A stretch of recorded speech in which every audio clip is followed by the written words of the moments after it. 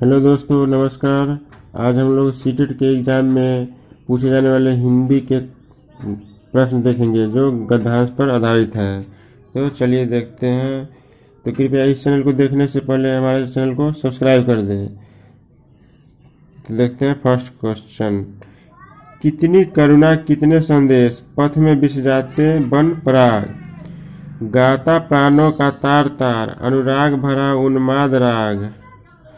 आंसू लेते वे पथ पखार, जो तुम आ जाते एक बार। हंस उठते पल में आर्द्र नयन, धुल जाता होठों से विषाद।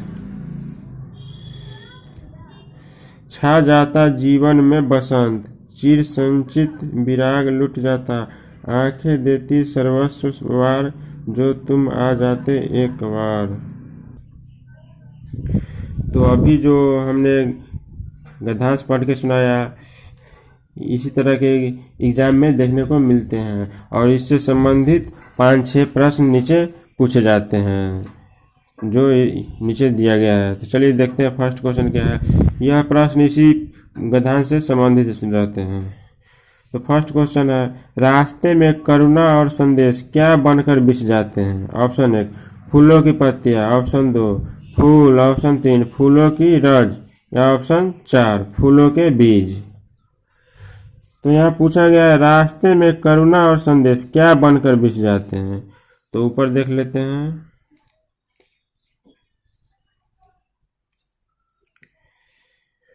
पथ में बिछ जाते बन पराग, पराग अर्थात फूलों में होता है। तो यहाँ पे हो जाएगा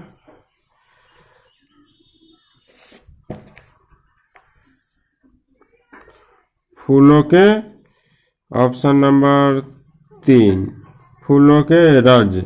रास्ते में करुणा और संदेश बनकर क्या बिछ जाते हैं, तो फूलों के रज। अगला है, अनुराग शब्द का विपरीतार्थक है। राग, राग युक्त, विराग, उन्माद।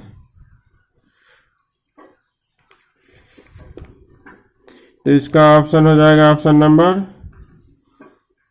3 विराग। अनुराग शब्द का विपरीतार्थक है विराग। नेक्स्ट है,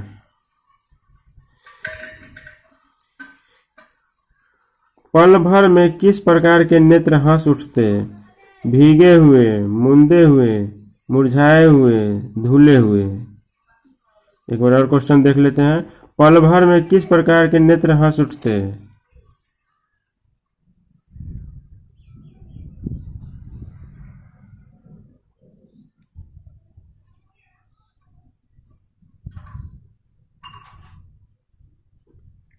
तो इसका ऑप्शन नंबर हो जाएगा 1 भीगे हुए। पल भर में किस प्रकार के नेत्र हंस उठते हैं। तो ऊपर देख लेते हैं।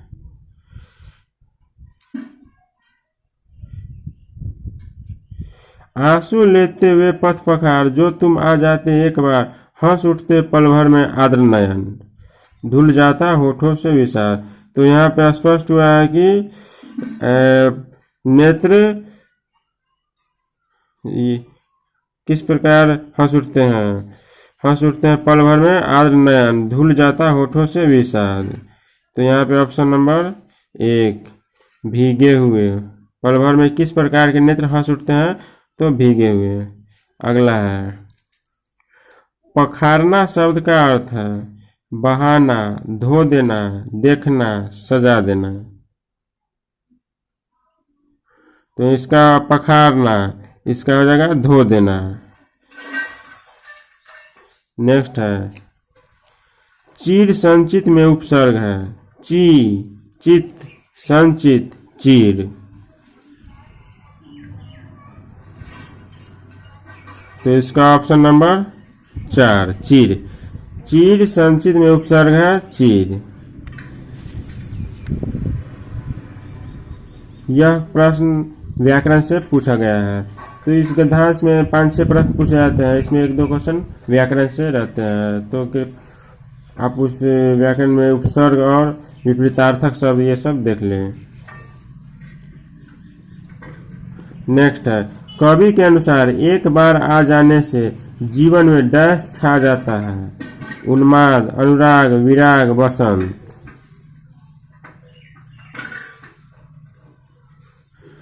तो इसका ऑप्शन नंबर 4 हो जाएगा। तो यह ऊपर देख लेते हैं, पाठ से ही पूछा गया है। छा जाता जीवन में बसंत। तो यहाँ ऑप्शन में मिल गया, जीवन में डैश छा जाता, तो क्या छा जाता, बसंत। यह ऊपर से ही स्पष्ट हो गया है। तो चलिए अब इसी तरह के एक और गद्यांश देख लेते हैं। तो चलिए नेक्स्ट गद्यांश देख लेते हैं। मनमोहनी प्रकृति की गोद में जो बसा है, सुख स्वर्ग सा जहाँ है, वह देश कौन सा है? जिसका चरण निरंतर रत्नेश धो रहा है, जिसका मुकुट हिमालय, वह देश कौन सा है? नदियाँ जहाँ सुधा की धारा बहा रही है, सींचा हुआ सलोना, वह देश कौन सा है? जिसके बड़े रसीले फल, कंद, नाज, मेवे सब अंग में सजे हैं, वह देश कौन सा है? तो यह गद्यांश दिया गया है, इससे संबंधित नीचे प्रश्न पूछे गए हैं। तो देख लेते हैं सब कौन से प्रश्न है। जितने भी प्रश्न पूछे जाते हैं वह इसी से रिलेटेड रहते हैं, कोई भी बाहर से नहीं पूछा जाता है। तो देखते हैं, फर्स्ट है, कवि के अनुसार रत्नेश किसको कहा गया है? रतन को, इंद्र को, सागर को, वर्षा जल को?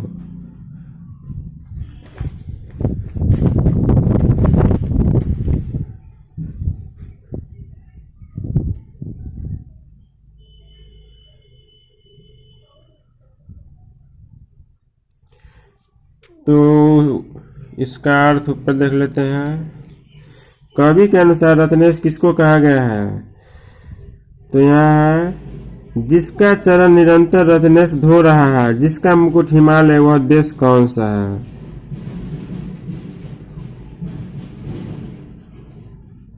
नदियाँ जहाँ सुधा की धारा बहा रही है, सींचा हुआ सलोना, वह देश कौन सा है?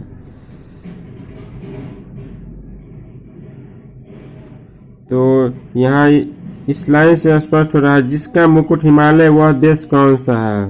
तो यहाँ पे हो जाएगा सागर। ऑप्शन 1 का 3, सागर। नेक्स्ट है, यहाँ सब अंग में सजे हैं का आशय है, शरीर के प्रत्येक भाग में सजे हैं, देश के प्रत्येक भूभाग में सजे हैं, अंग अंग में सजे हैं, उपरोक्त में से कोई नहीं।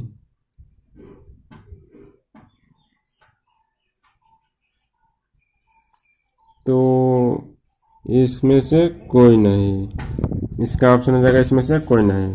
नेक्स्ट है, मुकुट रूपी क्या है? स्वर्ग, मनमोहक प्रकृति, रतन, जड़ित भूभाग, हिमालय?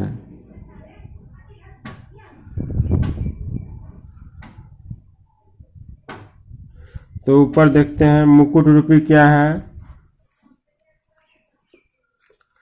तो यहाँ पे इस लाइन में है, जिसका मुकुट हिमालय, वह देश कौन सा है?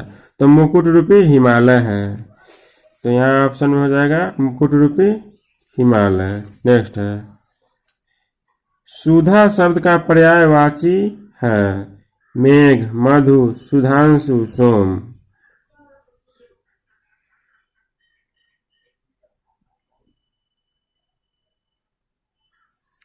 तो यहाँ पे हो जाएगा, सुधा शब्द का पर्यायवाची शब्द सोम है।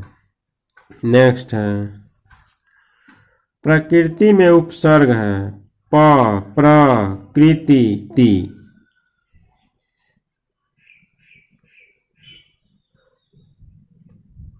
तो इसका ऑप्शन नंबर 2, प्रकृति में उपसर्ग है। तो उपसर्ग किसी भी शब्द के पहले लगता है, उसे उपसर्ग कहते हैं। तो यहाँ पे प्र पहले लगाया गया है, इसलिए प्रकृति में प्र पहले है, इसलिए यह उपसर्ग है। नेक्स्ट है, मनमोहनी प्रकृति है वह दृश्य जिसे भूला न जा रहा, मन को मोह लेने वाली प्रकृति, आकर्षक जहान, सुख स्वर्ग से संपन्न?